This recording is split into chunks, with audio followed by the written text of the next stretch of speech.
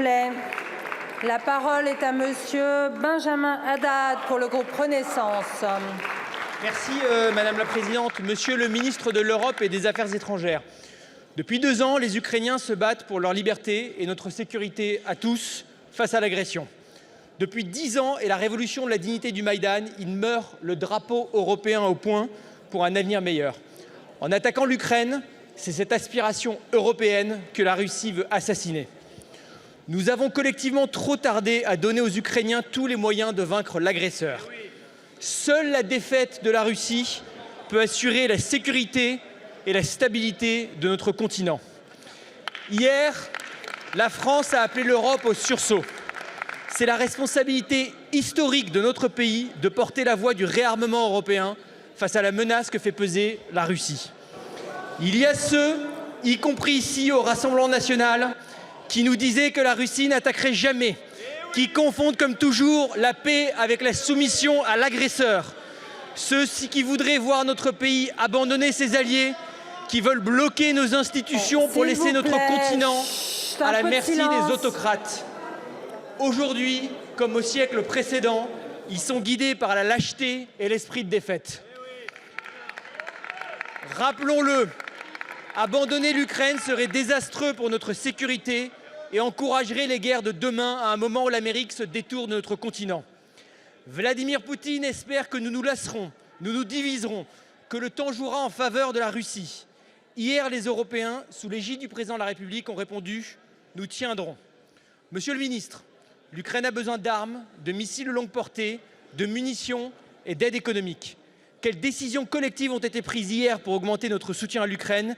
Quel impact concret pouvons-nous attendre dans les prochains jours? Merci. Merci beaucoup. La parole est à Stéphane Séjourné, ministre de l'Europe et des Affaires étrangères. Merci Madame la Présidente. Monsieur le député Benjamin Haddad, le président de la République a pris cette initiative d'une réunion et a appelé à un sursaut collectif de la part des partenaires de l'Ukraine. La France est au rendez-vous.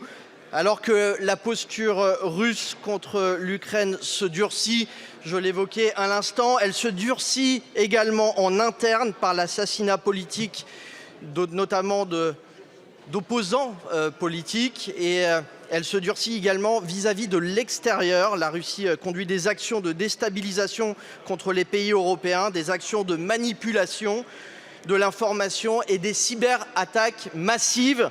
Monsieur le député, je crois qu'un sursaut national... Monsieur le ministre, s'il vous plaît. Est-ce qu'on peut avoir un peu de silence dans l'hémicycle? Vous ne vous rendez pas compte, mais il y a un brouhaha incessant. On n'entend pas vraiment les réponses ni les questions. Donc, s'il vous plaît, mes chers collègues. Merci, Madame la Présidente. Allez-y, monsieur. Probablement décompté. Bien évidemment. Allez-y, monsieur le ministre.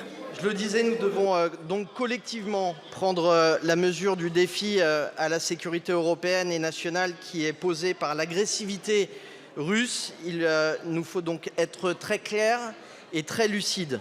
Une victoire russe sur l'Ukraine mettrait gravement en cause notre sécurité et celle de l'Europe également.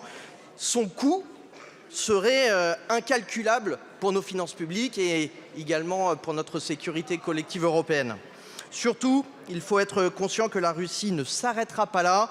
C'est pourquoi le président de la République a organisé cette conférence internationale de soutien à l'Ukraine qui s'est tenue hier à l'Élysée. Elle nous a permis de coordonner entre alliés nos actions vis-à-vis de l'Ukraine, qu'elles soient d'ailleurs sur la question du financement ou sur la livraison de munitions qui doivent être intensifiées ou encore sur la nature de notre soutien.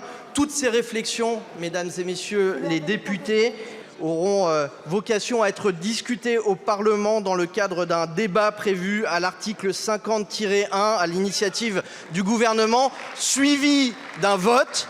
Et la représentation nationale aura dans ce cadre-là en débattre. Merci, monsieur le ministre.